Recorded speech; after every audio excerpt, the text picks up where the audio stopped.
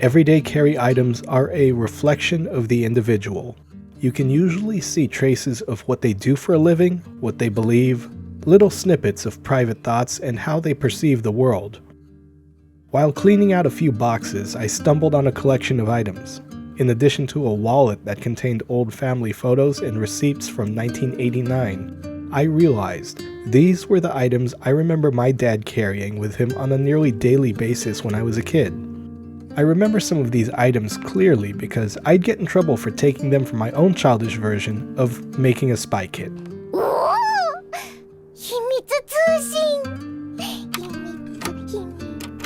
During this time, he was an aviation electronics technician on the USS Constellation. This was slightly before going on to be an instructor at NAS Lemoore. So what was a Navy tech guy from the late 80s carrying? Let's look in the box. The first item is a small jeweler's screwdriver and hobby kit.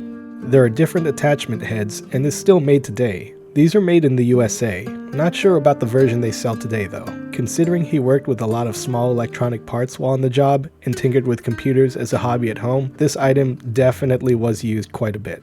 The next item is a Bucklight 422 from Buck Knives in a nylon camo case. The blade is marked 422V, but that V isn't actually a V, it's a date code from Buck that pegs this particular knife to 1989. The case and the knife were made in the USA. If I were to carry it today, it would still be a great pocket knife. However, this is more of a collectible for me. Next are two different pens, a Parker Jotter and a Skillcraft US government issued pen.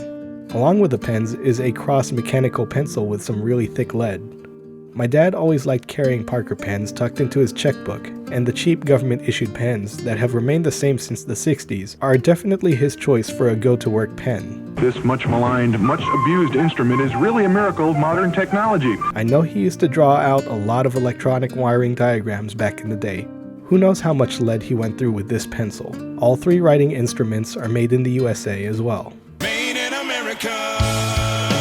This Easy Lap knife sharpener could be tucked in the carrying case of the Buck with no problem. This is another item that's still made to this day and seems to still be made in Carson City, Nevada. It's small, lightweight, and if you do a lot of cutting, it would come in handy for quick touch-ups. There's even a groove for fish hooks as well. Of course, everyone is including keychain trinkets as part of their EDC pictures, and this old school key fob would fit right in. As a kid, I used to steal this and pretend it was a police badge after watching The Enforcer, and I probably watched that movie 3 times a week. I want to know what Officer Moore is going to do when somebody points a gun at her and says, "Hit the deck, you son of a..." It had this whole VIP return system on the back. I can't be sure about real-world use statistics as far as people back then using it the way it was intended to, but it seemed that you'd be set if you were dealing with honest folks at least. Of course, talk to any old-timer in the military and they'll tell you about carrying a P-51 can opener. Most canned goods today have a pop top. You can pull and it's way more convenient, but not so back then. One of the foods he always packed because it didn't taste too bad even when eaten cold was Chef Boyardee spaghetti, something I occasionally do today for old times' sake. I never got to carrying these. The little blade would flare out enough that I'd magically mess up somehow and cut myself. It's just one of those things that the universe told me I could do without in its own way. What EDC enthusiast would be caught without some kind of multi-tool, right? The same applied in the 80s too. This is an original bare-bones Leatherman PST or pocket survival tool. These were made from 1983 until 2004. I know for sure that this wasn't his first one. I did the dumb kid thing and played with his original Leatherman and left it on a surface somewhere on the Constellation. In the military, gear adrift is a gift, so I'm sure I made someone pretty happy. I never told Dad what happened until way later after I joined the Army. There's no date on the inside of this one, so I know it's pre-1992. If I needed a multi-tool, you can bet I'd have no problem carrying this one as a backup. In addition to a multi-tool, you've got to throw in a light as well, and a Maglite Solitaire used to do the trick for him. Comparing the light output to a modern pocket flashlight is unfair, and while there would be uses for very low-level light, it doesn't benefit the vast majority of people.